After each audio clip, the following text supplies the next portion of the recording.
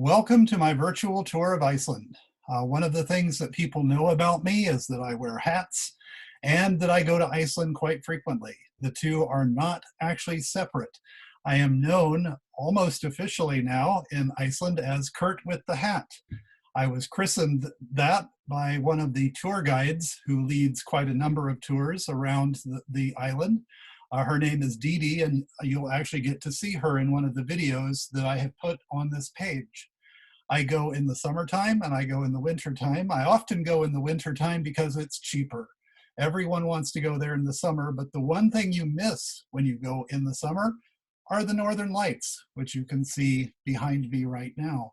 In the wintertime, you're much more likely to see them up in the sky, and sometimes you'll even see them despite the city lights in the middle of Reykjavik. Iceland is a small country in terms of its geography. It's probably about the size of the state of Oregon, maybe even a little bit smaller than that. In terms of population, it's less than 1/3 the population of a city like Indianapolis. So it's actually quite remarkably small. A lot of people know each other. A lot of people are related to each other. That has become an issue in the past because if everyone's related to each other, how can you find someone to marry who's not your cousin or your cousin's cousin or something like that? It creates a dilemma for some people. There are creative ways around that with the national database of DNA that people can use to help figure out who's who. But in figuring out who's who, they also have a problem with names because everyone's named for their father or increasingly for their mother. I have posted up something that talks about the patronymic system. So I would be Kurt Geraldson or Jerry's son. Because my father Jerry, I am Jerry's son, so I would be that would be my name. My sister would be Christy, Gerald's daughter or Jerry's daughter. So if you have someone who has the last name Son somewhere in it, that's a man. If it's daughter, then of course it's a daughter. And of course you don't necessarily have the same last names in a family because of that.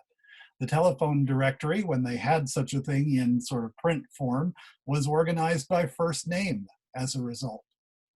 There are not a lot of cities in Iceland. Most of the people by far live in and around Reykjavik, which is in the southwestern corner. It's kept temperate there by the Gulf Stream, which is the same body of water motion that comes up from Florida and keeps the island relatively warm on that side. The key word there is relatively. Although I do remember one summer I was looking at things and I was trying to figure out just how hot it would get in Iceland. It never really topped above 70 degrees there. But in the wintertime, I did a day-by-day tracking here in Indiana and there in Iceland, and every day but one, from December 21st to March 21st, it was colder here in Bloomington than it was in Reykjavik. So there you go. One of the things that I hope you'll pay attention to in this tour are the humorous aspects that I have included. I have also included some videos on food, some videos and readings on the culture, the sagas in particular.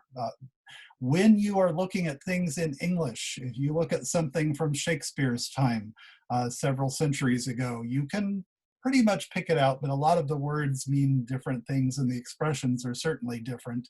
If you go back centuries more to Chaucer, it looks like a foreign language. And when you go back 1,000 years or so to Beowulf, it's a completely foreign language. If I were to pick up a 1,000-year-old saga from Iceland, it would read pretty much the same language that they're using today. There's not going to be any reference to televisions or cell phones, for example, but the words, the structure, the vocabulary, all of these things have remained. So the language of Iceland is actually Old Norse, Old Norwegian, which is the old Viking language. There are Vikings that are still around. You'll also learn a bit about the geology. You'll learn about volcanoes. You'll see some pictures that I've taken. You'll learn a little bit about horses. And you'll see one of my favorite spots near the end there, which is the Hellisgirdi. And that is a park that is in Hafnarfjordur. And Hafnarfjordur is the town that grew up out of the lava, as did the entire island, actually. But in that place, they have elves. which reportedly live there. And one of the things I do every time I go there is I sit near the outcroppings and I ask the elves for help to come back to Iceland.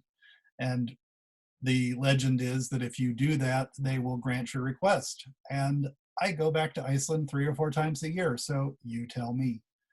I already have my tickets for October. I'm hoping that all of the variousness that we have going on in our world will have calmed a bit so that that travel will be possible. But one of the things that I hope you'll do as you look through these things is enjoy the videos, enjoy the different bits and pieces that I've put together here.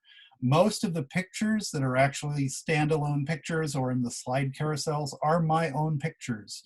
And sometimes you'll see me with the hat or with a different hat. Sometimes I have a different hat. This one here is made in Iceland.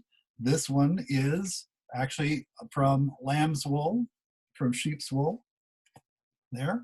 Looks like a Scottish cap, looks like an English cap. It is that same kind of design, but it's a fairly common design in Iceland as well.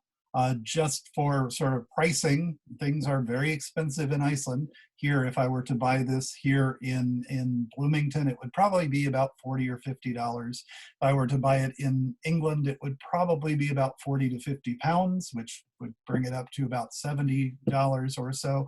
When I bought this in Iceland, we're talking about $100 there. So yes, I don't have a lot of those hats along the way, but mostly I wear this hat because this is the hat that no one else seems to wear, and thus everyone knows me. I get off the plane and they recognize me.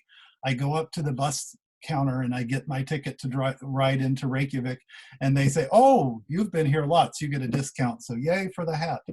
So yes, I hope you'll enjoy this. And let me know if you have any questions about Iceland or if you're planning ever to go there. I hope you will, in fact, go there. I hope we're able to travel more freely in the future, and I hope that you enjoy what I'm offering here today. Thank you.